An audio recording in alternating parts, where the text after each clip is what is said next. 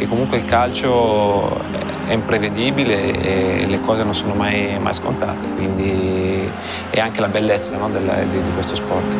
Io rappresentavo per questa squadra, era quello che non mollava mai, quello che doveva fare stare sempre su il morale, ma io mi ci trovavo bene perché sono sempre stato uno che mi piaceva dare fuoco ai miei compagni, caricarli prima delle partite. Il mio sogno si è avverato, è uno dei sogni dei bambini, di tanti bambini. Il gol è un qualcosa per la gente che riusciamo a fare diventare matti, riusciamo a fare diventare felici e contenti. Con questa maglia devo veramente fare una performance diversa perché sto rappresentando uno dei club più grandi al mondo. Good morning, good afternoon, good evening to all Milanisti all around the world. And yeah, we've got another great episode of Milanistas 360 brought by three amazing ones, or should I say two amazing people, myself just along for the ride. So we have in the house, Mr. Shane and Mr. Labgorilla. Buongiorno a tutti, ciao. Yeah, so it's going to be a great show for everyone. We've got great topics, great content, and of course, talking about maybe at this point of time, not so much of a great team, but we'll get through it. How have you guys been? How about you, Shane? Doing all right? Husni was where were you sunning yourself? You were sunning yourself out far in this week. Where did you go? Yeah, I was in Indonesia for a few days, trying to release the stress because I'll be in Singapore day after tomorrow to catch the game. So you're gonna watch it with a clear mind. Clear mind. That's all I can say. Nice. Husni, who are you hoping to see in Singapore? Honestly, who are you hoping to see in Singapore? Please tell me. Arsenal. Oh, that is the biggest burn ever. If Cardinale was here, it'd be like, whoever else we're playing, that's who I'm going to see. Yeah.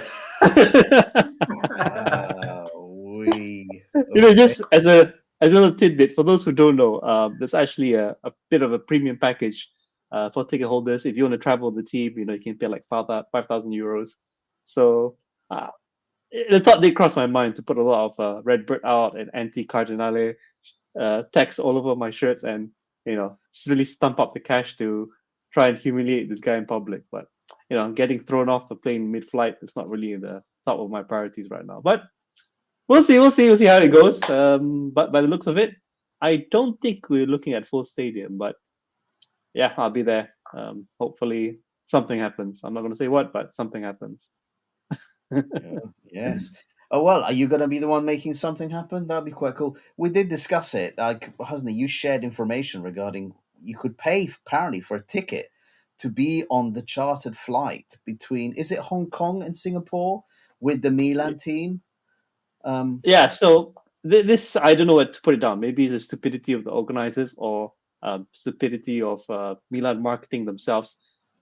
That message or that offer, so there's about 4 packages. You're going to have dinner with legend. You can pay to watch their training, their pre-match training. Not their pre-match. I think they're training on the day before on Tuesday, and the match is on Wednesday evening. So I don't see why they would advertise that 1 week, not even one full week, just a few days before the actual game. I don't know who is as flexible to pay that amount of money in a short amount of time. And you're right, John. It's for a ticket to travel with the team from Singapore to Hong Kong. It includes, if I'm not mistaken, also a ticket for the Hong Kong game, and they're playing against Liverpool. So you can probably guess what the score would be there. Oh God, that's a team. And just put it all in context. And for those who are listening and watching, if you know of such an offer for other teams, please let me know, because I'm curious. You could pay, and they don't know who you are. They don't know if you got like a flight risk. They don't even know whether you're an actual fan. Can you think about how low this team and their marketing has sunk to let this happen? I mean, you could be an Inter supporter, right? And you could be wearing an Inter jersey and just travel on the flight. So wow. I mean, if they didn't think it through. If Furlani was on that plane, which I doubt very much, I'd throttle him. I would literally just go in there, wearing the New Jersey, whatever, and then get near that tiny guy. He is tiny even compared to me, and I'll throttle him.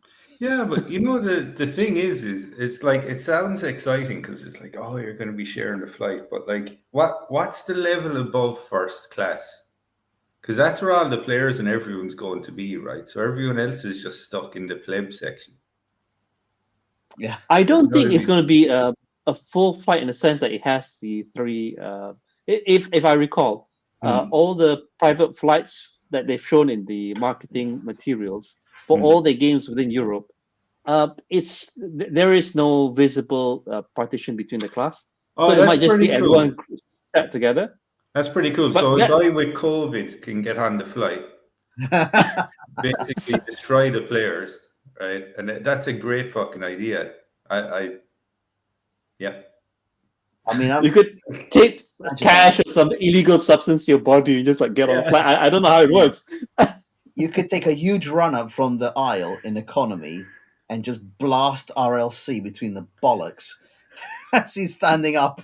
It's a shame. It's such a shame Theo is gone, because you know damn well you'd be doing lines in the bathroom with him. You know what I mean? Oh my God. Maybe that's where the seat is. Maybe I don't know whether you have to pay extra to use the bathroom, or maybe that's where the fans sit. Like, you just sit in the bathroom to lock you in.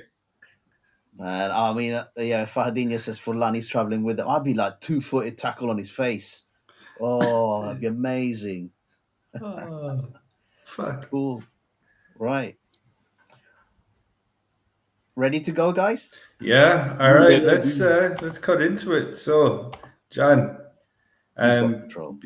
Yeah, because the San Siro is such a fucking, how would you say, a shit show. Yeah.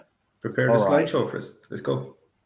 Let's do it. So I guess I need to ask you a question. I did see this week when I was looking at the Puma website for the new shirt, and I was horrified. I posted it on the WhatsApp chat. Husni, do you want to give a plug to the WhatsApp chat?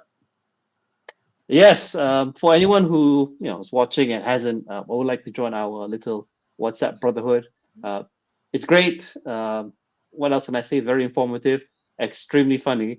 So if you got time to spare, and there's many channels, but this is pretty much of a highlight, do drop us a DM, Instagram. We're also on X, on YouTube, whatever social media you can find us on. We'll pick it up, and we'll send you the link. And please do join us. Great little community we got going, and you won't regret it. Oh, you won't regret it. I think you might regret it. We don't hold our punches, but let's just say this was horrific. I don't know what the hell Milan are doing. I don't know who they're trying to get with models like this. And what's he wearing? A man bag? I mean, there's something coming out there. It's so weird. I know I'd said it to you guys before the pod started. It's very weird. I get very uncomfortable when I see like an asexual person. Right? So in other words, if I can't tell if that's a boy or a girl, I get very freaked out. Right? And what is that? Because it could be the lead singer in a Swedish all-woman metal band. Do you know what I mean? Right. This is the point where I'm thinking Shane and Gino from MLM need to be having a discussion on their own. Not on YouTube. Not on YouTube. In a closed room, soundproof. With qualified psychologists. Right. There you go. No, but it is a terrible look in my opinion. So just really awful. So obviously we've got complaints about the badge. We all do. But I mean, come on, man. You're just literally trying to grab anything. Can we give some shout outs for I can't see the entire chat list, but hi Kim, hi Fahadinho, hello Gunardi, hello AJ. I think I saw Carlo as well. Did I miss anyone out? I have to scroll. Carlo Moriti's there. Yep, that's pretty much it. Okay. Hello everyone, and to everyone else who's watching and maybe not in the chat. All right. So hello everyone, and thanks for joining us at this time. So let's move on. So, as we said, unless you've been living under a rock, this big headline came up. I think we need to give a shout out, right? Someone in our chat posted this. Was it Chris Pasmino? I think it was, wasn't it? Chris was saying, hey, look, Inter and Milan have agreed on 197 million to buy the land. So, okay, I've posted this. San Siro, ecco l'offerta. Here is the offer, 197 million. I put an asterisk on top of the 197 million. And the reason I put it on there is because this image is taken from March 2025. So in terms of the cost, in terms of the agreement, in terms of the price, there's been no change whatsoever. The estimate on the stadium is the same as always. And if you look at the 300-page dossier that Inter and Milan have given to the council regarding what this is, it's private, it's not publicly to view, but some details have been leaked. So the entire site to be rebuilt and renovated is 1.2 billion euros. The stadium site alone is 700 million euros. So if we share with Inter, we're talking about 350 million each, right? Simple maths. Now, there is a significant problem. As always, we're Italy. Italy's always got issues, but the San Siro's got significant issues. Is that, as you guys know, we've discussed it before, there are parts of the stadium that are considered, they have to be protected because of heritage. And that even means that the razing to the ground of particular areas has to be done in a really considerate way. The demolition has to be carefully done around areas that have to be protected. So the demolition itself is going to cost 65 million euros. Now, these are probably not things that any of you are particularly new to, right? These numbers we've probably discussed before, but it brings a discussion that I think is really important. And we do have to talk about it, and that is stadia in Italy. It is a really big problem. So Italy, since 2007, these are some facts that we've been doing research on. There's only been 6 Italian stadiums built or redeveloped since 2007. Compare that to Germany, 19, England, 13, and France, 12. The problem is Italy and Turkey have won the right to host Euro 2032. And as it stands, iconic stadia like Stadio Olimpico and the San Siro do not match up to regulation in order to be included in the list of venues for this. The San Siro has already been, it's received, I would say, the embarrassment of having lost the 2027 hosting rights to the Champions League final.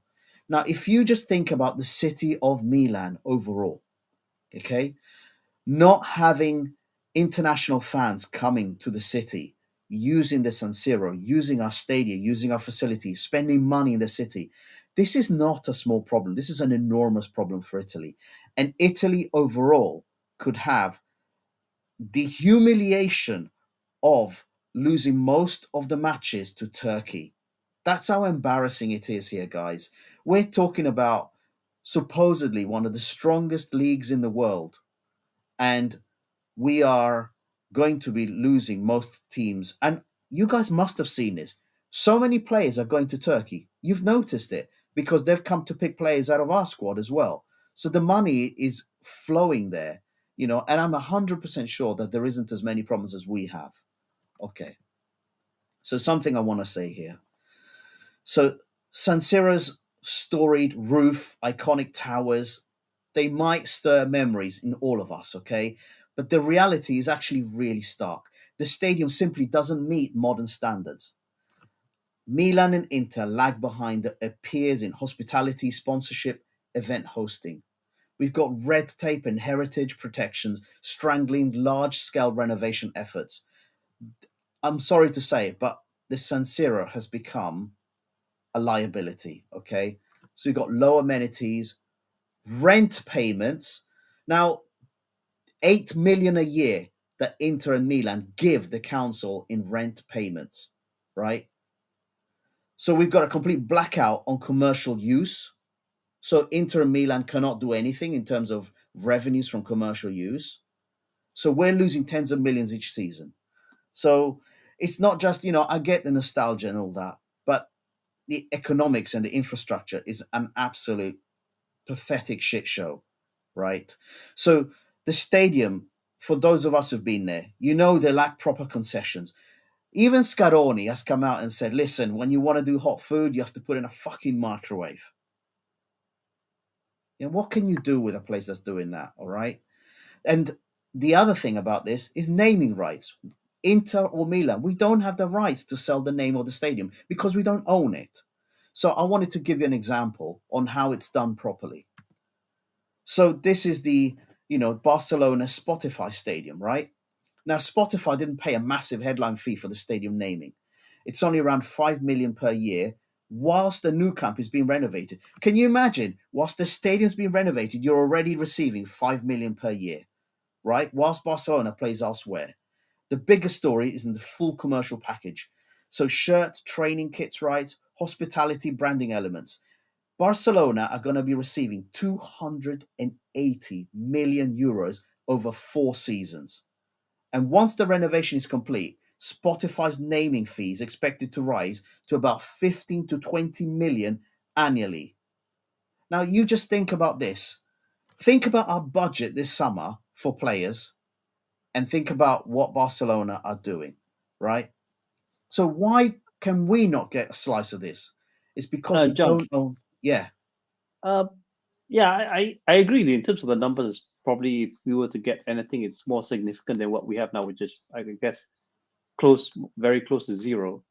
But I don't know if this management is even capable of structuring deals like this. I mean, you have to admit, Barcelona, Real Madrid, other big clubs, they have a solid marketing team that can really get these deals and promote the club in a way that gets money. Yeah, I don't see this thing happening for us, and just to promote at this point a mid-table club.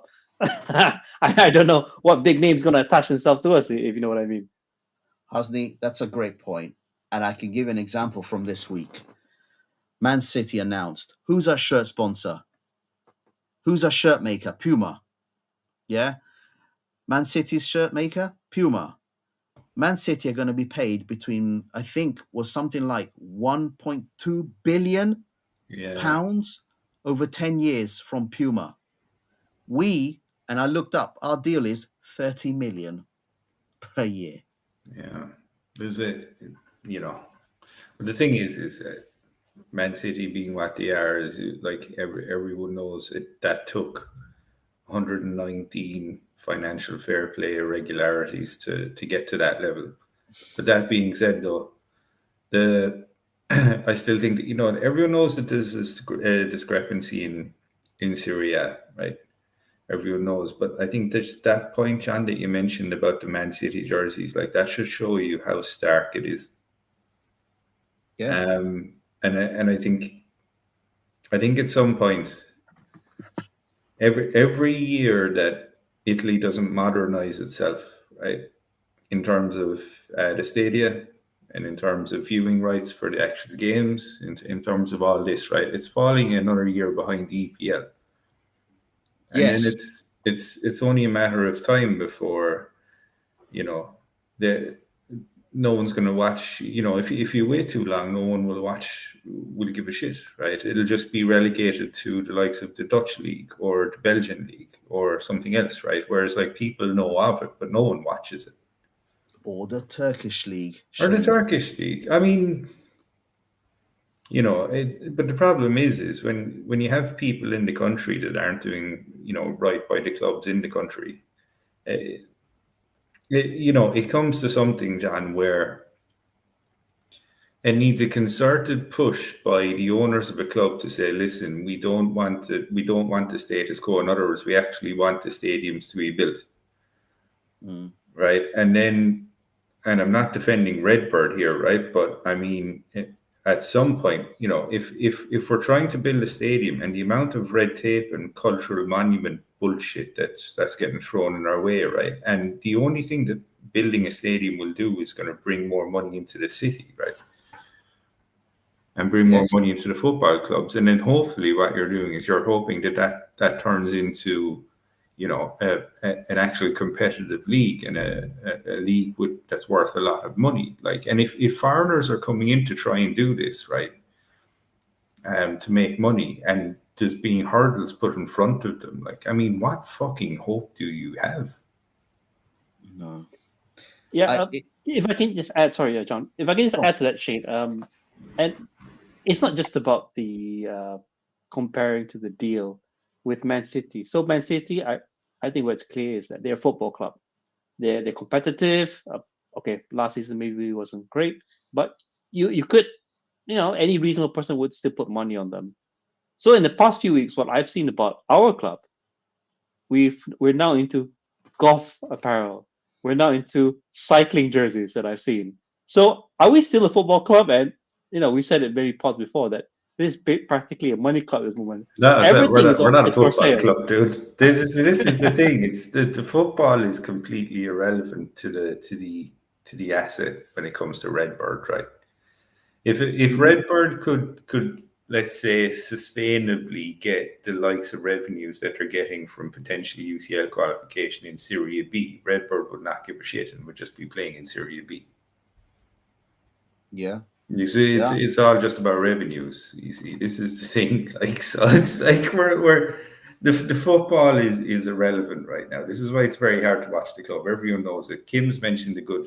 This is a very valid point, right? Basically, Man United 2.0. The only fans who will get to the San Siro are tourists and greedy business people, and even people who've never watched us or even know who we are. And that's perfect for a RedBird, because what those fuckers do, they'll go off and they'll go to fucking, they'll go to the Milan store or whatever. They'll drop, 500-600 euros on merch because it's like, oh, cool, I'm in Milan. Let me whack that on the fucking credit card, right? And, RedBird have made their money, and then who cares, right? But the thing is there's no possible way we can ever win anything. No, we are. But I think the point I'm trying to make here, Shane and Husni, is that a lot of the damage is self-inflicted. I completely agree. But also, it's not just RedBird. RedBird are a huge problem, but there's also a national problem in terms of making the most of what you can do. So, you can hear many people saying, oh, look, TV rights of us between other countries, blah, blah, blah, blah, blah. But let's go back and look at the most basic piece, which is the stadium. We don't even own the stadium, which means we're losing revenues. We're bleeding money left, right, and center. But John, the thing is if people are complaining that we're not getting TV rights, how do you get bigger TV rights? You have to get bigger players. How do you get bigger players? You need money. How do you get money? You own your fucking stadium. Yeah. You can't just have TV rights for nothing. You're not going to have, if you don't have the best players, people don't come and watch you. You need to build it over, and you need to have a system in place that is permissive to enable clubs to make revenues, guys, at the end of the day. And let's just look at this. This is an example which, it's embarrassing. And Max, hi, from MLM Podcast, shout out to them as well. What stadium is this? Max will know this because him and I were in this a couple of months back. Tottenham Hotspur Stadium. Tin pot club, not very high ranking, but they own their stadium. So this is a concert that my daughter went to last Friday. Okay? Now, to give you an idea, this is how clubs make extra revenues on the side, right? So we lose 8 million a year with Inter just on rent. We bleed money, right? But a realistic estimate I found is that due to outdated infrastructure and lack of modern hospitality zones, Inter and Milan generate up to 80 to 90 million less per season in matchday revenues compared to clubs in the Premier League. That in itself is a transfer window, Shane. You get me? Mm. We can't carry on like this. We can't be... Fair point, though, John, from Max. Yeah. If Milan sell Musa, they can afford it. So. Can I make a prediction here? And in the beginning we spoke about that offer that they made that you could pay a certain amount of money and travel with the team. And I'm Yeah. going to make a prediction, yeah, and I don't think we're too far off. It will come to a point in the very near future you Yeah. can pay a certain amount of money and actually play for the team. Aye! So for any of these high net worth individuals, maybe one of the kids says that, hey, I want to be like a Serie A football player, like, hey, I know someone I know this guy called Forlani. He said, yeah, I just give you like 30 million and, we'll put you in the starting lineup. And that guy will probably get more game time than Kamada. Oh dear. Husni, you have just reminded me of something that happened on the ATP Tour. So that's tennis, right? Believe it or not, a multi-billionaire went and paid to have an event set up, and he played in a doubles match. This is a tour event that gave you ranking points. Now the guy's like 59 or something like that, and he got himself in a doubles team in a match and played with 3 professionals. So, Husni, if they can do it, and I've got to tell you, the backlash was enormous. You can imagine the place saying, and the other thing is that it was set up in the city where they have their what do you call those like museums where all the legends go into? Like a Hall of Fame kind of thing, is it? Hall of Fame, thank you, Husni. Yeah. So it was literally set up in the venue where the Hall of Fame is in the US. Can you imagine the humiliation and the backlash? It was enormous. But yeah, Husni, it's been done before, mate. So maybe if Cardinale was watching that, he thought, oh, we might be able to do something here. People might be able to play to pay to play. Oh my God. That's an interesting idea. Yeah. So that report says 71,500 seater stadium, sport entertainment district, blah, blah, blah, blah, blah. 2031 opening date. That's now you know it, 2032 euros. It's very interesting, isn't it? The opening date that they're talking about. I think it's not random. But the thing is, John, is yourself, right? They'll pencil this in. Let's say they all get to go ahead, right? And Italy being the way it is, you're probably looking at 2034. Right. So the thing is, it's not going to be ready, And Miss God out help on the us, Euros. Yeah. if it is ready by 2031, you're probably going to sit down. Probably, rafters are held together with sellotape. Yeah, apparently the decision, I think Mayor Salah, who we're talking about him in a minute, but originally the idea, because obviously the council owned the stadium, they looked at the initial plan of a renovation, and the planners in UEFA said there's no renovation you can do to the stadium to make it come up to standard. So you have to build a new stadium if that's what you want to do on the site, whether you want it on the site or San Donato. Of course, Mayor Salah wants it to be on the site because otherwise this is a huge kind of elephant of a monument that can't be used for anything. So, and it costs them money to keep it standing. So they need to get this sold. And so he's been pushing really hard.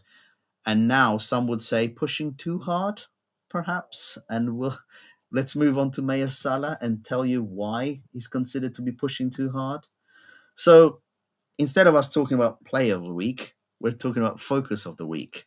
So this is quite funny. On Canva, this is actually supposed to be a page that's used to introduce a new signing to a club. Well, I adapted it because I thought we don't really have a lot of signings. So let's talk about Salah. So why has he been on the news? And let's give you some information. So there are 3 points: Koima, Marinoni, and Pirellino.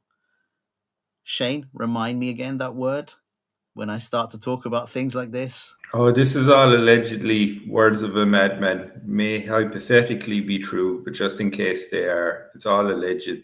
Yeah, but it's fine. Okay, thank you. So the probe, there's an investigation happening. The probe centers around Koima. Now, they are Milan's largest real estate developer, led by someone called Manfredi Catella. The alleged accusation, is bribing officials to fast-track building permits for high-profile projects in the luxury district, like Porta Nuova, right?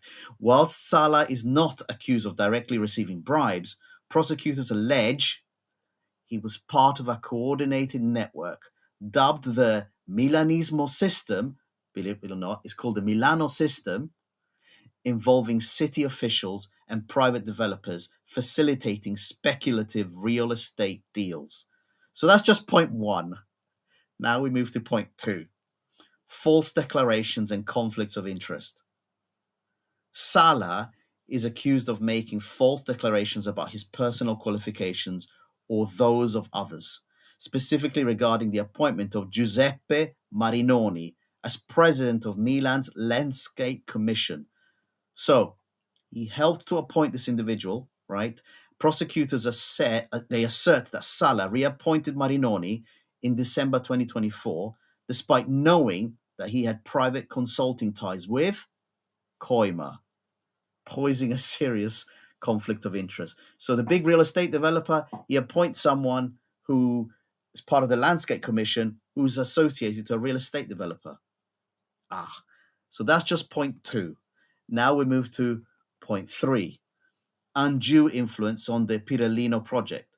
So Sala faces allegations of exerting pressure on the Landscape Commission to reverse its negative ruling on the Pirellino redevelopment, a skyscraper proposal by Coima and architect Stefano Bori. The commission initially opposed the plan, but later, for some reason, softened its stance. Prosecutors imply that Sala, alongside others, influenced that shift to benefit private interests. So, Italy being Italy in its beautiful, wonderful ways is always ultra clean. But again, I thought it was really important to give you this information because if you watch Italian podcasts, if you listen to Italian podcasts, this is being discussed today. And obviously, Giuseppe Sala is the guy who is talking to Milan and Inter regarding the sale of their site. Okay, so there's a broad urban planning corruption investigation. 74 suspects are involved, politicians, developers, architects. And the idea is that they've somehow come together to enable fast tracking of projects. Now, why does all of this kick off? Shane and Husni, all of this kicked off because it's Italy, John. Because it's Italy. Because that's apparently the way it works over there. So that's pretty much because it's Italy, and because local residents realized that there were a lot of projects suddenly going ahead and moving forward, which, to my mind, that's not a bad thing. But Italy's Italy. You need to go through several steps to get there. And they were saying, have these steps really been gone through? Because this seems really fast, like fast tracking of projects. The allegations are corruption, forgery, bribery, undue influence in permit approvals across 9 different development zones. So it's pretty serious. And I have to finish with this. Mayor Sala says, I deny everything. He only found out about these accusations from newspapers, not directly from the prosecutors. So he argues there's no direct evidence he intervened with anything. The case, I should again tell you, is in its early stages, and none of these are convictions. In fact, the prosecutors are, I'm going to do parentheses right now, if you could see me, saddened that the information was leaked to the press, that this investigation is going on. But yeah, so think about it in the bigger picture, Shane and Husni. We've got someone who's doing a deal on behalf of the council, who the council are looking at and thinking, why are you part of this investigation? What's your role in all of this mess? How likely do you think it's going to be that Milan and Inter are just going to get their approval over the door? I just wanted to give you context. Well, you see, the thing is it's even if it was possible before, right? Any approvals that they give now, right, are going to be heavily scrutinized, which is going to You know, so that's just going to add more time onto it. It's not, so it's not going to be fast tracked if this is true. So I was alleged if that was true.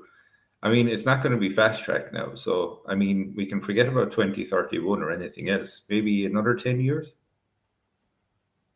Yeah. I don't think fast tracking is going to happen anymore No. because of this investigation. I think you're right. What's your point? What's your opinion on it, Husni?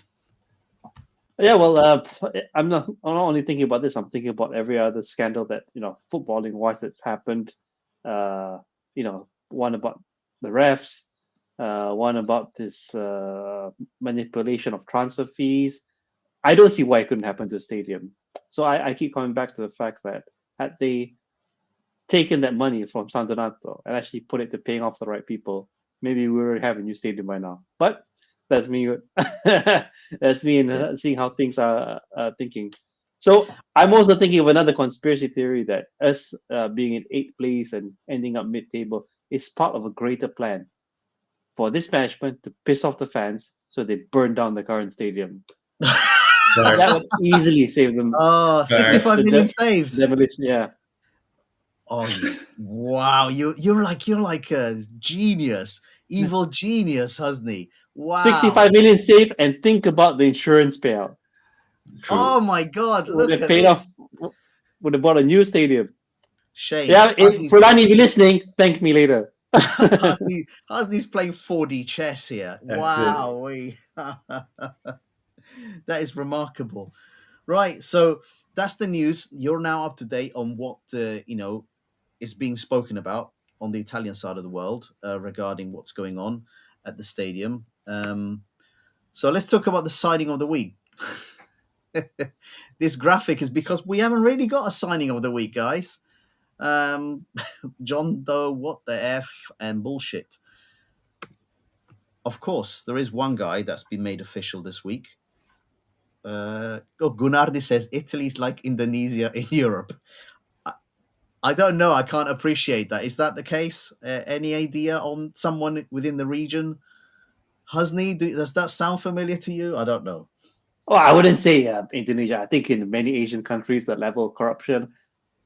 If what you mentioned to me, if you just change the names of locations around and you said somewhere in Asia, I would tell you that's probably like just any other day in the world of construction or development in Asia. Wow. So that wouldn't be too surprising. But I would have to say that as a club, yeah. So as a club, what you're looking for is that you don't want to pay for a rental in somewhere else. You would want some assets if you wanted to sell. So all that is not happening. All these scandals and everything, other than the fact that it's illegal, but it's definitely not helping the case for the club. If we were talking at a much reduced transfer budget, having all these scandals and investigations taking place is really going to make it even lower. So if you thought 8th place was bad, maybe fighting relegation zone might be the new theme for the next 5 years. You met? Do you know what? We haven't won the Serie B, Husni. Well, Yeah. do you know what was funny is that I was basically texting. I think I was texting Kim yesterday, telling him, "Why have we not burned the stadium to the ground already?" So Husni, your point is actually really, really on time. Because honestly, this is the question I've got. The absolute chaos around the club, it makes me like so angry. I wouldn't be surprised if the stadium was vandalized and damaged. Would you? I No. wouldn't. If you think about it, like all the traditional fans have been pushed out. Say what you like. The Curva has been pushed out. They can't. We said it last week's podcast. They can't come up with banners anymore that say Curva. What do these Curva people do though? Well, they could make the environment extremely unsafe around the stadium, in and around the stadium, especially for management. But I wouldn't be surprised if this San Siro was vandalized. Not at all. I'm not condoning it. No, I'm not condoning it. But yeah, you wouldn't be surprised, Shane, because I mean, if what you're doing is forcing the local populace out, right? And people that have emotional ties to the club, and then replacing them with a guy that's flying over from New York. The guy from New York's going to become the enemy, and then so is the people that are making the decision that's keeping you out the stadium. So I mean, it's a bit horrific, and to be honest, I think, and again, not condoning violence of any shape or form, but it would not surprise me if we see some sort of level of that, because I think it's kind of reaching there, and I think I'm hopeful of this though. So just speaking, about our cousins across the city, Inter. So what I'm hopeful though is that they're starting to go through the same pain that we're going to go through. Right, fair enough. They have their 120 million kitty from the UCL and getting to the final and all that. But what I'm hoping that they feel the same pain we're going through, because I mean, I think it's enough to stomach that we're shit. But what's extra hard is when you have, a club, half a mile down the road that should be playing by the same metrics that you're playing by, and they're absolutely smashing it. So I want to see them fail horrifically. And I'm hoping, if it's not this season, next season, I hope that they start going on the downward trajectory as well. Because at the end of the day, all we have to show for the last 4 years of positive balance sheets is successively worse teams on the pitch, whereas Inter just kind of seem to be, maintaining a consistent high level. Fair enough. I know you could kind of say about Inter, but, in terms of the amount of trophies that they've won, right? They haven't been, what's it been, 2 Serie A's in the last, 5 years? Yeah, it's not as successful as it should have been, to be honest. But then when you look at it in the context of, there was also 2 UCL finals. Yeah. And then, and I think against Man City that, they were really on par with Man City. PSG, fuck that club, honestly.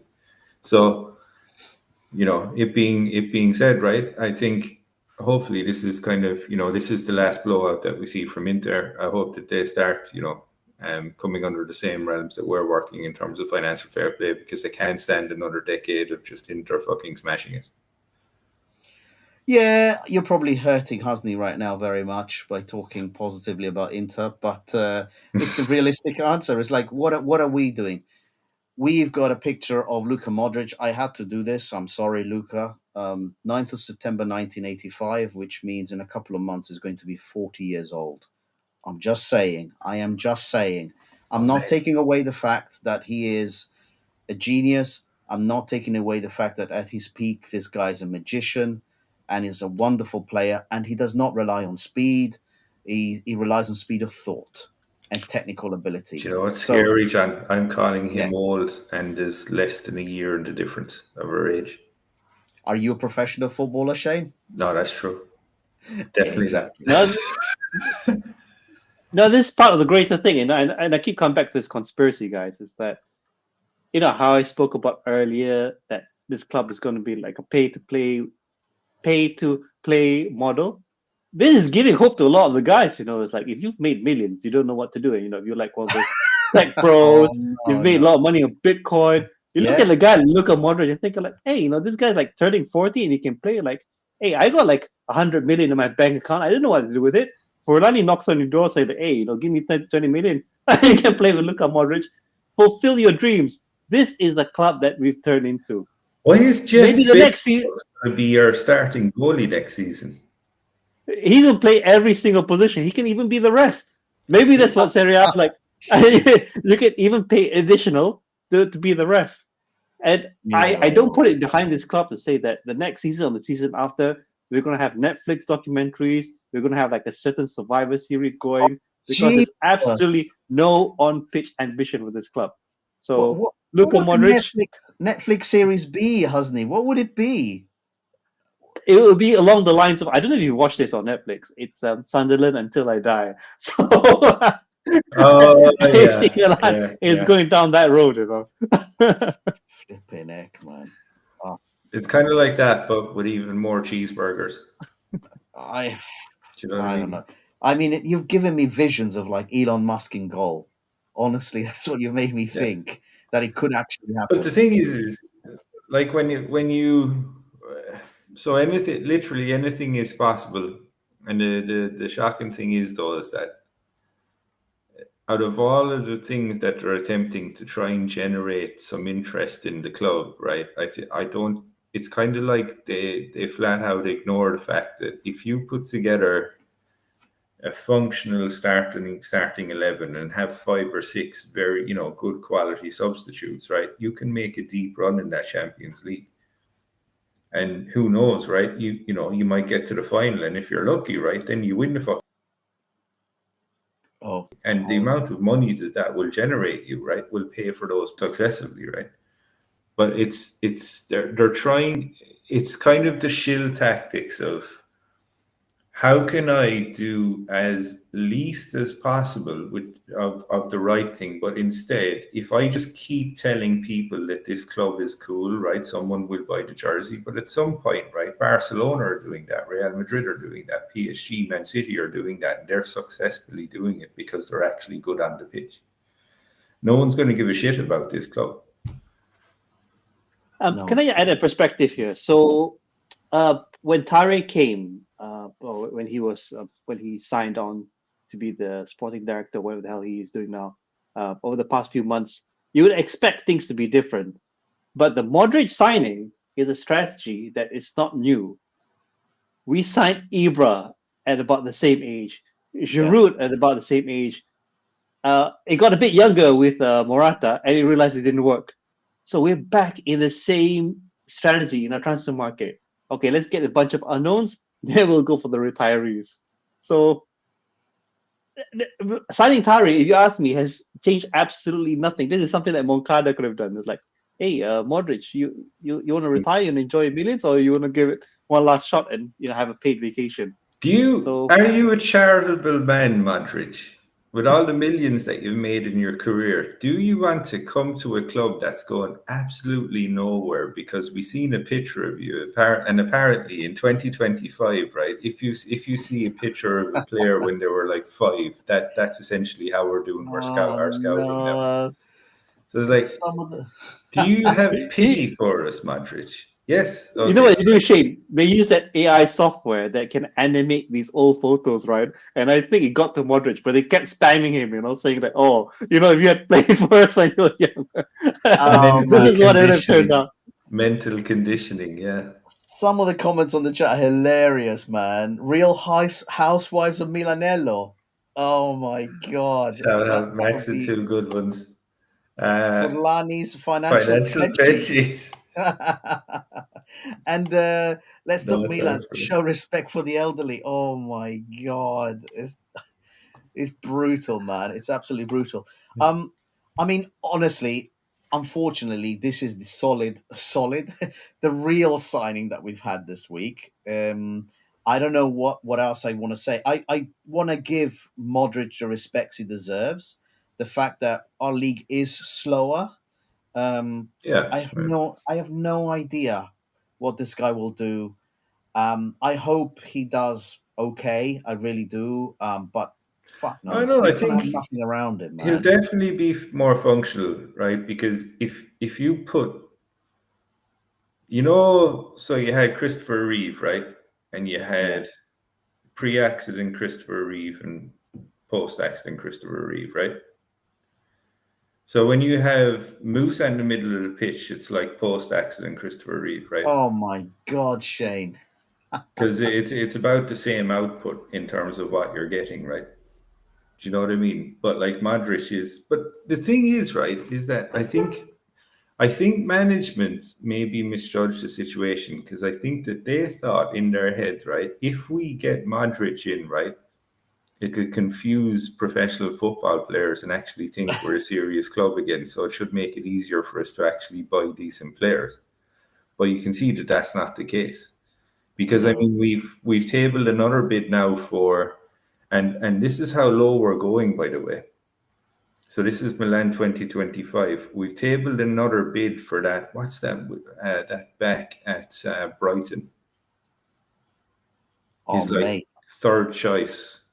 Someone in the chat can confirm, but John, we've tabled another bid for him, right? He's the third choice back, right, for that position at Brighton, and that's who we're going for as a first team player. Like, Listen, we were discussing last week. We haven't been able to sign Charlie Brown. He went on a plane to Turkey, and they took a piss video of the Milan plane chasing the Fenerbahce plane. Let's just forget this, man. There's no seriousness there. We've discussed this. Sporting side, put it aside. This club is not about that at the moment. It really isn't.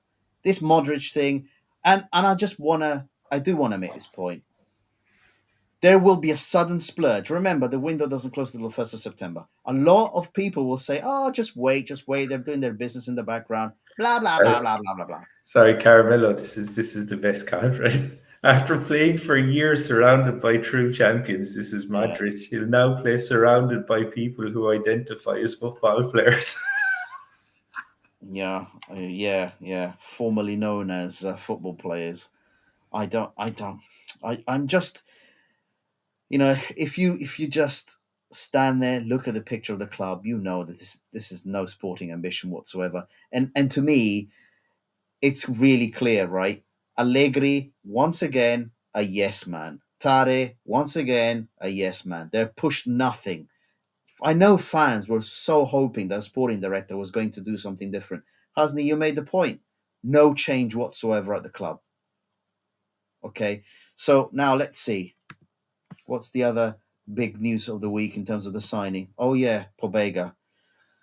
News that 1 year deal with Bologna with obligation to buy, I think there's something like 8 million. He's 26 years old.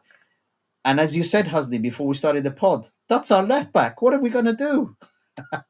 Yeah, so here's our starting left back for like 3 weeks. Then they decided to sell him. So I don't know if that's a cursed position, or maybe we need to change the position, because the formation, because we don't trust in any left back on the market. Yeah. But I feel bad for the guy. I mean, he stuck around, and I don't see it. I don't think he wanted to give up on the club, but he's better than Musa, Husni. Yeah, definitely. But he is that one flaw. He's that one flaw. He doesn't play for the US men's national team. That's the problem. And he's also a card magnet. I don't know what to say. You had a graphic that you wanted to share, Shane. I did. This is so shout out to Christian Pazmino, right? Who alerted us to this on the chat yesterday. So I think I asked him for confirmation, and I blanked. He said yes. He did say yes. Okay. Yeah. Even if he didn't, fuck it, I'm still doing it anyway. But thank you, Christian. Right. So apparently there was a poll. Oh my God. So this has actually happened. This is the world we live in today, right? So ESPN Awards, Christian Pulisic won the Best Soccer Player of the Year 2025. Ahead of the other main nominee, Lamine Yamal. How do we feel about this, gentlemen? I feel that the people who voted clearly have no idea about football. No, they don't, but they understand soccer. Well, so there's a difference, right? So if you know soccer, right, so your knowledge of actually what we call football, right, has been generated purely on the FIFA football games. So you've no knowledge what happened before, let's say, 2005, right? So if you're that type of person, right, then this makes sense to you, right? But like when you look at the actual context of, I mean, can you imagine? And this is not saying, right, this is not saying that Pulisic is a bad player. He's one of our best players last season. Yeah. But he wasn't our best player last season. Our best player last season was sent to Man City. So he's not even the best player in the league that he's playing in, because that was Rangers. So the fact that they've picked a player who wasn't even the best in his league or the best in his team, and that player isn't even in one of the top 3 leagues in Europe, and they picked him over Lamine Yamal, like, fucking help me. It's just lack of football knowledge. I mean, I'm hoping it's a prank. It can't be. It just doesn't seem real. Guys, you know what it is. When you get this sort of news, Pulisic is going to be sold. There was a bid in from Saudi Arabia. Yeah, and it's And still a few days. I think we still have some time, right? How many days we have left Oh, for 1st the of window September, closes? mate. 1st of September. Yeah, There's a ton of time, dude. This is yeah, what they're I'm marketing saying. him. Okay, what's the benefit, Husni? What's the benefit of signing players early? Like, it's not just to you because you're going to Singapore and you're going to be watching a bunch of fuck knows what who will be there at the beginning of the season, right? It's not just Brighton's that. third choice left back, Husney. That's who will be watching as our starting. I'm left watching back. the future Futuro team.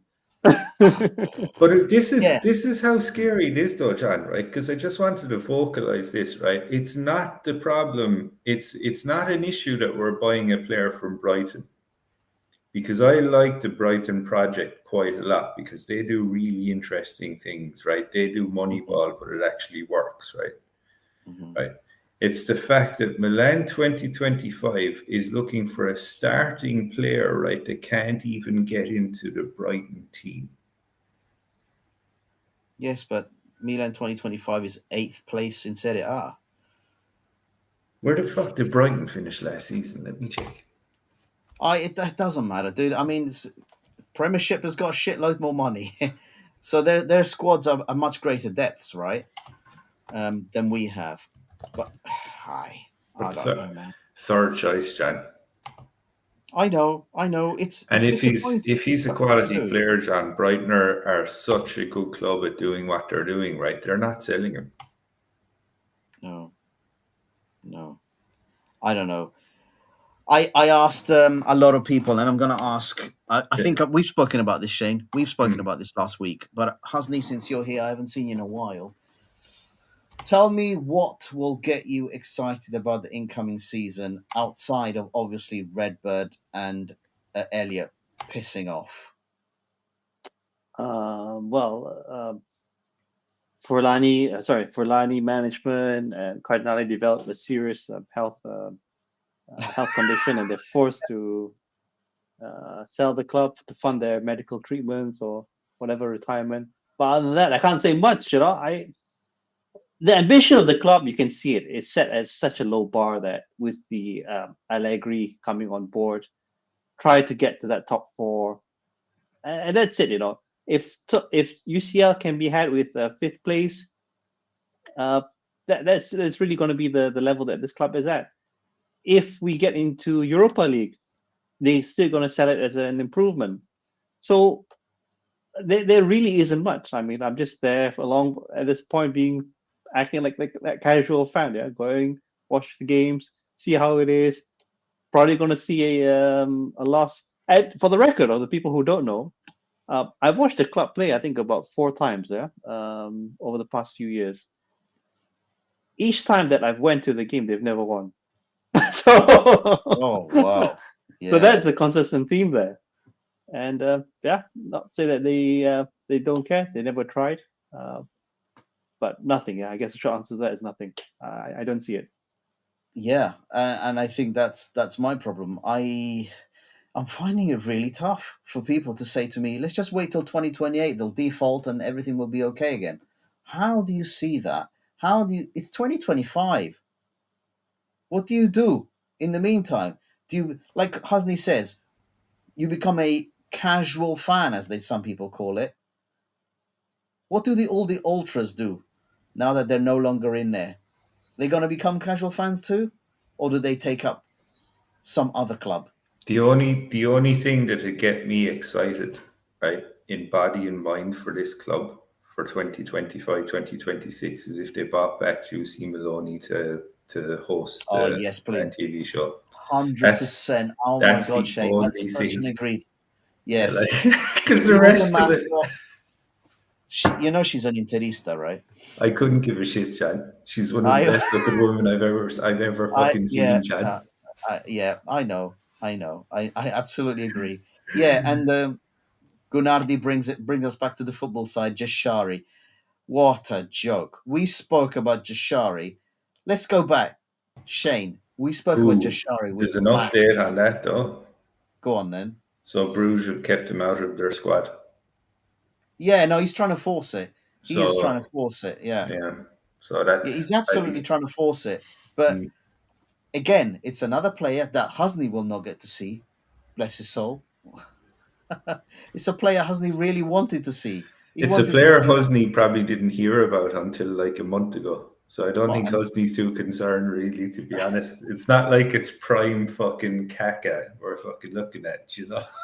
It's like, who's this kid? It's prime Charles the Kaka, I tell you who it is. Yeah. The price is very similar, yeah. This drama, and I don't know why the members of the management have such short memory. With club, how do you pronounce it? Brugge? Mm-hmm. It's the same game plan. At the beginning, they're going to give you a prize. You can do whatever dance you want. You can call them. You can take them out for dinner. It's the same shit. It's the same thing as the CDK. You're essentially wasting your own money. You're wasting your money with the phone bill, with traveling. We told you at the beginning, this is the price. You're either going to pay it or you're not. Yeah, it was the same thing with the CDK deal, right? I said it was last week. I think it was the same thing, right? And it's literally the same thing with the same club. And because you've already pissed off the club before, right? And this is, I think, now Max brought up a great point, and I don't think other people are considering this enough. So on his pod, so he did a pod there in the middle of the week, right? And what he said was the shill tactics and the tactics that we're using, which is go in and basically try and go in at like a bid that's like 66%, give or take, of what the player's actually worth, right? That's becoming like a standard now, right? And all you're going to do is you're just going to piss off the people at the club because they're going to go like literally fuck you. Like if you're coming to me with an offer that low, right? It's like I'm not going to do business with you easily again in future because you're disrespecting. Yeah. So, I mean, the longer that Furlani's in charge and is considering doing this, like it's just going to make it harder and harder for us to maneuver for decent players. And keep in mind as well, it's just going to be an Archie Brown situation where you can get a serious club like Fenerbahce, apparently, right? They can come in and they're just going to scupper the fucking deal, right? Archie Brown. So what I think would be more successful is that if we don't want to pay the full transfer fee, we should actually ask Atalanta to pay for some of it because it's probably not going to work out. He's going to be under pressure. Managers going to throw him under the bus. Or just sell him to Atalanta going to pick him up, and he's going to turn into a legend for their club. Yeah. So that's how it needs to be because this management, it's ridiculous. And I want to really stick it to the fans that blame Maldini for letting this happen. Yeah. Many people blame Maldini saying that, he's wasting time. How about this management? Say to this management as well, yeah? This is the thing. But Maldini could make that mistake, this manager is even worse for seeing and not learning. Maldini would potentially get some of these deals over the line, right, for a lesser price because people always respect dealing with a person that they know, even if they don't know him on a personal level. They know the character of the person, they know what he is, right? They know who he is, right? So that might shave a bit off. But why would you give a fuck if a pipsqueak that's like 5 foot fuck all nothing dude, right, is calling you from fucking yeah. 5 foot something is important. Sorry, John. No, but I'm talking about Furlani, right? And it's just like that fucking like the fucking pipsqueak is calling. Like, what's he? Who is this guy? And he's after offering me 66% of what I want for the player. Yeah, no, it's not serious. It's like a formula saying in dealings you must begin with this bid, and they keep trying it over and over, and every single great point as well, right? And fucking Luca, whatever, fucking right. He's gone to Napoli now. He's gone on a loan to Napoli, of all things. So they've managed to do a good business deal. What a surprise! So it's and this is kind of harsh on Ricci now, right? But I'm concerned. I don't think he's going to work out because I'm at the level now where we're not capable of signing players that can work out. We're just not. Well, if a player decides to come to Milan in 2025, I'm sorry, but he needs his fucking head checked, really. Shane, the Ricci deal is an interesting one. He renewed in January. to make sure that that club, his Torino, was going to get a decent fee when we signed him in the summer. So they knew what they were doing. You know, like, oh yeah, renew, agree to pay you X amount, just so Yeah, when we like sell you, Rangers. we get a Yeah. decent fee. Reindeers, yeah, hang on a minute, not like Reindeers, because we sold him for a fucking joke £48 million, which is a comedy price. You look at the deals being done in the Premiership right now, no names being sold for 50, 60, 70, 80 million, being swapped in the Premiership. Money, as you said, you know, Man City have the money. They have the money. Look at this £1 billion deal. They've got 100 million a year to start with. Before you count TV rights, before you count anything, they start with 100 million every single year. Half of that will have to be spent on solicitors to deal with their financial fair play regulations. But still, like, the other half is good to go, right? Shane, you're like, you know, that's how. I mean, come on, look at. We just spent the first part of this podcast talking about how corruption is in everything. We've literally just spent it. Point to literally anyone at the club. I bet you, with enough digging, we find some really interesting facts about their background. Well, Musa masquerading as a professional footballer. No, if that's not like the ultimate in fucking fraud right there, right? I don't know what else is. Husni, you know what I mean? What did you think? I didn't get your point of view when Napoli offered over 20 million for Musa and the club said no. Personally, I don't think Napoli was serious in the first place, because if we just need to see the highlights to really decide. Thing is like, is it like a insider joke that you want to make an offer for Musa? But I don't know. Yeah, nothing makes sense for this club. Yeah, even if we were to offer 5 million for Musa, I would have taken that deal. But I don't know. Yeah. Absolutely lost with the strategies, with who, what price, what valuation that they have for these players, because we have to face the facts. Look at the position at the table. Can you imagine, right? Can you imagine, like, if any self-respecting club, right, if you have the chance to sell Musa, who's been absolutely dog shit for pretty much what's it been, 2 years? Yeah. Right? He's been useless. He's not a serious football player. I'm sorry. For maybe US men's national team status, he might be, but that's not a very high bar. I'm sorry, right? But the thing is, I'm sorry. It's just, you know, Gold Cups are not World Cups. Gold Cups are not European Championships. They're not, right? So the thing is like, if you're gonna make more money, I think it was going to, at least, if not making more. No, actually, they're going to make like 2 or 3 million more than they actually paid for a player that has not done anything in 2 years. Yeah, I would have taken it. And they're not chomping at the bit to do that. Yeah. Like, that's serious. Like, Carmelo mentioned a really good fucking point. He's like, we're too interested in signings. What about people that are not resigning? But I'm sure we have so much dead wood in the club that I don't understand what's going on with Adley, what's going on with Musa, what is Okafor doing back? I don't know. Salmakas, it looks like he's permanent back, but you never know. You can't put it past his management. Yeah. Okafor is the striker you're going to be watching, by the way. He's the guy, because Santi's apparently still got a knock, so he can't start. So you're going to be watching Okafor. He's been brought back just for these friendlies, so that there's a nominated striker on the pitch. He's got to win his medal, so he's better. He's the best striker that there is right now. And he's a Serie A winner as well. Yeah. My God, my brain literally just went into melt because I saw a post from a guy called John, spelt the same way as me. So I was like, what? I thought it was you. Hello, John. That's okay. It is. Hello, John.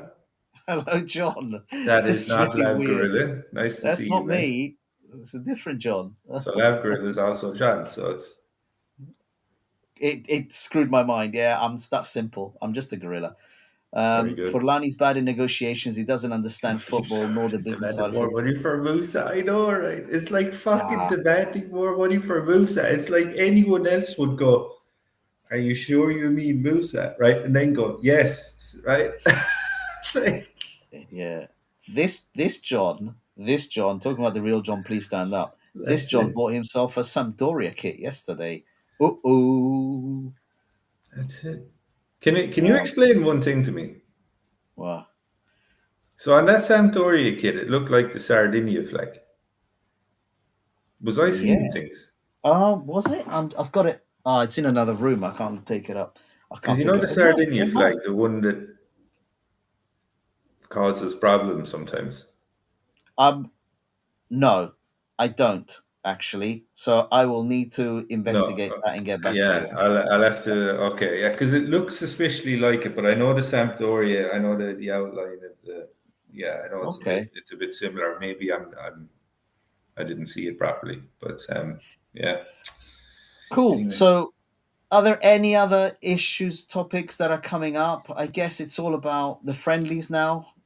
John, Yeah. this is wait, no, not you, No. Labgorilla, John. Put some Oh. respect on Okafor, bro. He's more Serie A titles than Render. Ooh. He's Well, I like fucking this right. John.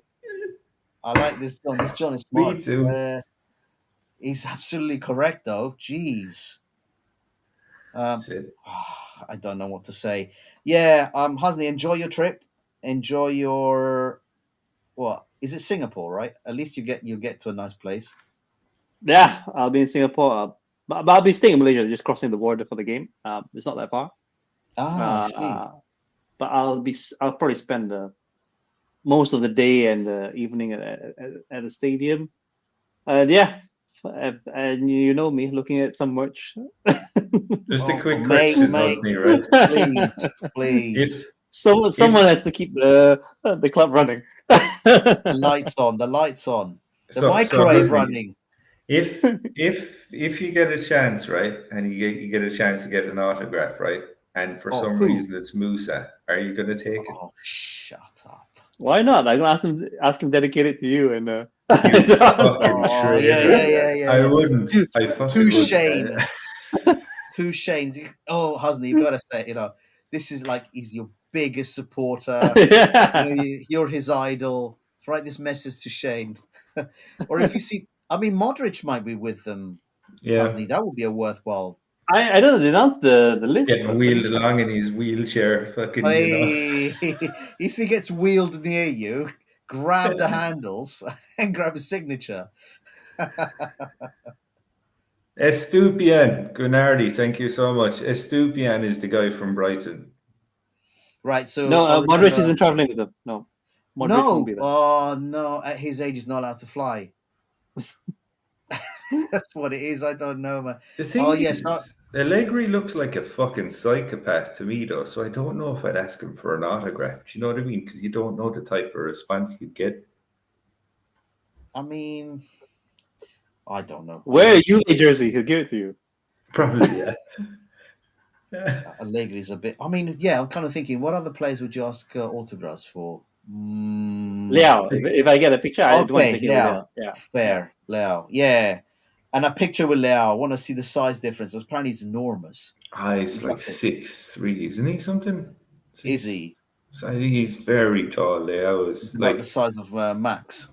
It's phenomenal when you think about Leao, right? Because he's so you know, with very tall people, right? I think this is a common thing. When tall people are running, right, it kind of doesn't look like they're going super fast because they're so tall, they're just covering a lot of ground. But I remember when I was watching Milan Liverpool to San Siro, right? When Leao gunned forward with that ball, right? It's like he's just doing a leisurely sprint, and he's fucking tanking it. Do you know what I mean? It's because you know the leg ratio is fucking crazy. No, I can Absolutely. believe that. No, it's great. Yeah, Estupian. So that's the thing we were joking about this week. We're not talking about rumors at the moment. They need to be confirmed for us to talk about them. And Husni, it'd be great to have another pod after the transfer window's finished to do a prediction. It's like Shane and I tried to do a points prediction, and it turns out I basically predicted Milan to finish 10th with my points total, which was insane. And Shane, you went. I somehow Fourth. said fourth with worse players than last year overall. So, Dude, that's a great shout from Gunardi. Get a picture with Liberali, man. That's a good kid, man. Get a picture with, and he might be the same height as you. Hey, No, I had this bad, maybe it's bad luck that rubbed off. So when I was in Dubai, I had a picture with CDK and Salma because lo and you had a behold, picture with Tonali as well. Sorry, You had a picture with Tonali, as well. I had a Husni, picture many don't get. after I took a picture of those guys. It went tits up after that. yeah. Whoever you take pictures Just with get your is pretty picture with good. Musa 5 times. Just to, Yes. to make sure Fulani, with Fulani. I had a picture of Fulani. Fulani as well, yeah. Fulani, Musa, Pavlovic. Oh, let's just keep going. There's so many. RLC, please. Please do RLC. Husni, you need to take a picture of RLC, man. Don't let him go anywhere. You know, I'll probably find them after the game, right? At the casino. Yeah. Oh, jeez. Yeah. That's a good shout, man, because Kim said that in, when they were in Australia. Yeah. So, I mean, it's a good shot. Good shout. Yeah. It's a good shout. Okay. I think we are done for this week. What do you reckon? I think that's it. Yeah, fuck it. Right, cool. Right. Nice to talk to you guys, and good luck, everyone. Enjoy the friendlies. That's all I can say. Let's Just one quick question. When are they on? Wednesday evening, my time. But they're going to Dubai first. I saw the schedule. They're going to Dubai first, then they're going to Singapore. Fucking hell. Wow, really? So I don't know whether they mean it's like the stopover or short. I mean, just passing through, or they're actually getting down and then doing some Wednesday, marketing, or they're going to Singapore. But it's Wednesday evening they'll be in Singapore. Spot on. So that's going to be 12:30 p.m. on your time. Tuesday itself they'll be in Singapore because there was that sale for the premium open training tickets. So by Tuesday they already be in Singapore. And then on Saturday they're going to be playing Liverpool again at 12:30 p.m. John your time. Yeah. So on Thursday they're flying to Hong Kong. Okay, God. Okay, well, sounds like a good amount of money going to be raked in. That's all that matters, really. Honestly, I'm disappointed you're not on the flight, man. I really wanted you to be on that flight. Come on, man. I'll be honest, I was thinking about it, but I don't know. Mate, it's different, dude. It's like, you know, if there was players there that you really liked that you knew were cornerstones to the club, I'd probably take it. But the thing is there isn't any players left that I give a fuck about. If Maldini was on the flight, I would. Oh yeah, that's true. Okay, fair. So let me tell you the story. Fair. So when I went to Dubai about 2 years ago, I bought not to toot my own horn, but I bought the most expensive ticket for that game. Right. So I got into the VIP section, but then the section that Maldini was sitting in, you can't really buy tickets for that. They're in their own enclosed. I mean, that's where the some royalty, some corporate members were, and all that. So that's what I was also a bit fearful if I was considering this rip-off €5,000 plane ticket. That maybe it's not what you'd expect, that you'd be mingling freely with the players. Maybe you'd be seated at a certain section and not be allowed to get up. I don't know. So maybe you may have to temper your expectations a little bit when it comes to these things. There's actually a short on our channel about that. Because you were only a couple of feet away from Maldini and Massara that time. Yeah, I got him to him. I could see him, and he was only about 2-3 meters away from me. But that was nothing compared to the guys that pulled up the barrier after the game and actually took a selfie with him. That was priceless. But I wouldn't dare to do that because, with security and everything. I mean, I don't want to get deported. If Chicken Royale was on the flight for Hadinho, it might be worth buying a ticket. Do you ever see what Pablo Escobar did to the airplane that time in Colombia? That's the kind of ticket I'd be buying. Do you know what I mean? I would have put a bit of cholera in Furlani's drink. That's what I would have done. That's the job. That's the John. No, nothing that bad, John. You don't need to mark the poor fucker. You just need to give him a really bad dose of the shit. You know what I mean? So he can relive what every proper fan goes through watching this shit show of a club every fucking year. Oh, listen to the rage. Oh. All right, guys. Well, enjoy the friendlies. I don't care about the results, but it's all about Husni getting something worthwhile. Give us some pictures, Husni. Yeah, post plenty of pics, man. And let's see how funny you can make them, because I'm really curious. Please, if you are a bad luck charm, RLC, Pavlovic, and Musa. Can you think of other players? Oh, yeah, of course, Furlani, no question. Please take selfies with these guys and say, love you loads. Yeah. Ti amo, say that, okay, Husni? I'll keep that in mind. I'll look for where they're staying, but I have an idea about where they'll be staying at. Shout out just to Ricardo before we go, because he's joined late. Ricardo saying, these people not buying Italian players. Sure, who wants Italian players, Ricardo? We don't want Italians anymore. We want Americans and French and Belgians. They're proper footballers. These Italian fellas. I don't even think Italy's won the World Cup, has it? Oh, here we go, Shane. It's not gonna work, mate. They're as good as football as they are at tennis. Here we go. Well, hang on, huh? What? That's the joke. Me. That's the joke. Yes. Anyway, yeah. Okay. Hasni, do us a solid on Furlani. Literally, take that comment literally from Fahadinho. Yeah, do a solid. I was standing quite close to him in the Dubai game. He was around that time, yeah, after Gazidis left. Yeah. So you know, eat something so that you can do a solid on Furlani. All right. Take that picture and it'll go viral. 10 pints of Guinness, Husni. There's nothing more solid than that when that comes out the other side, you know. Okay, let's stop. We've clearly run our course. Ciao a tutti. Forza. Yeah, just some closing things. Thanks everyone for joining us. Thanks Gunardi, Fadino, Ricardo, the other John, Carlo, Kim. I missed Kim. You were here. And everyone else, and Max, Max as well. Giorgio Furlani. Yeah, and Krunic, who always catches us and watching these games. I appreciate you joining us. And again, big plug for the WhatsApp channel. If you want to join us, drop us a DM and we'll send you the link over. And as always, thanks again, Forza Milan, and I'll be posting some stuff from Singapore. Like and subscribe. Yeah, that's like and subscribe. All right. Peace. Forza Milan.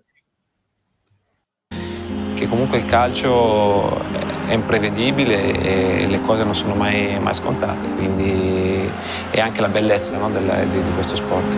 Io rappresentavo per questa squadra, era quello che non mollava mai, quello che doveva fare stare sempre su il morale, ma io mi ci trovavo bene perché sono sempre stato uno che mi piaceva dare fuoco ai miei compagni, incaricarli prima delle partite. Il mio sogno di essere avverato è uno dei sogni dei bambini, di tanti bambini. È un qualcosa per la gente che riusciamo a fare diventare matti.